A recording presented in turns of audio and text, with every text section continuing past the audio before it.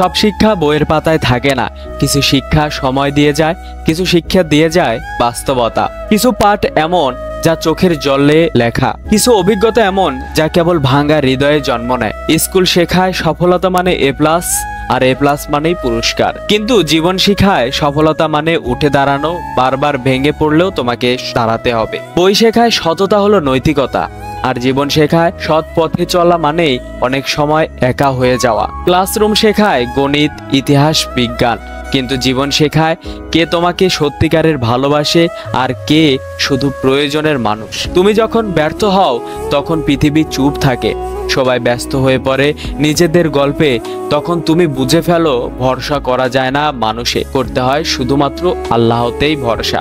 আল্লাহর উপর ভরসা রেখে চলা মানুষ সময়ের কঠিন পরীক্ষাতেও ভেঙে পড়ে না, কারণ সে জানে যে কাঁদে রাত্রির নিঃশব্দতায় তার কান্না পৌঁছে যায় আরশে আজিমে। বাস্তবতা শেখায় কখন কথা বলতে হয়, কখন চুপ থাকা। বাস্তবতা শেখায় যার কাছে তুমি মূল্যহীন তার কাছে হাজারো ব্যাখ্যাও বৃথা।